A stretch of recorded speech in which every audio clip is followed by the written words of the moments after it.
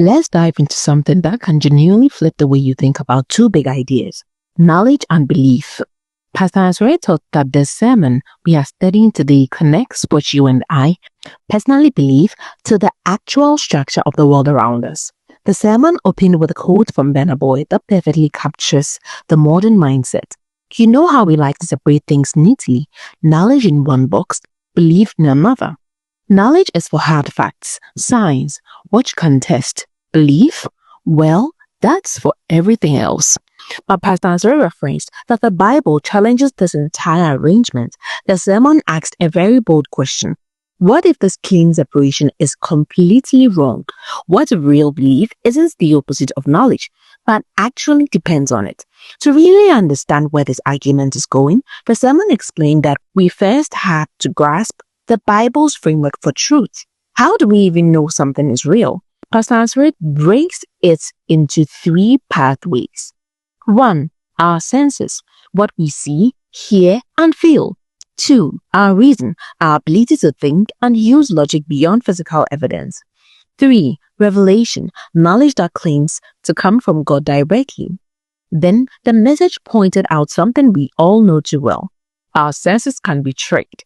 Think of a mirage on a hot road. It looks completely real, but it's nothing. And our reason? Oh, that one fails too. We've all confidently written the wrong exam answer before, so even our best tools for knowing can mislead us. This is where the sermon made a major shift. Pastor ANSERE taught that if our tools for knowing are shaky, then we need to rethink belief entirely. Here's the key. The message defines true belief not as a blind leap, but as an act of trust rooted in knowledge. What is known and what can be known? Belief follows knowledge. Belief does not replace it. To back this up, the sermon referenced Isaiah, which quotes, "That ye may know and believe me." Knowledge comes first, then belief. The sermon then referenced John's Gospel, where the people said, "We have heard him ourselves and know, and because of that knowing, now we believe." Cause and effect. Knowledge produces belief. So the message concluded that any belief not grounded in real verifiable knowledge isn't belief at all. It's superstition.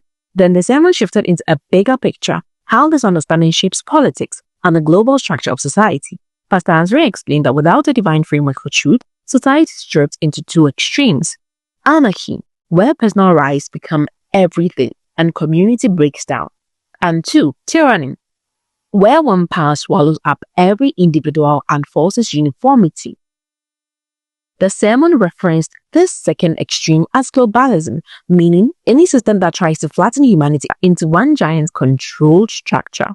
But the message also offered a third path: a divinely structured model that avoids both chaos and oppression. The source presents the idea of distinct nations, different tribes, people groups, each with their own land, language, and governance, not as a human intention, but as God's design. This vision isn't about forcing sameness. Tyranny, or losing structure. Anarchy is about unity in diversity, unique identities cooperating under a larger divine order. And what brings us full circle, Pastor ANSERE taught that from the definition of belief all the way to global politics, the message leaves us with one huge question: how does our theory of truth, our answer to how do we know what's real, shape the very society we end up building?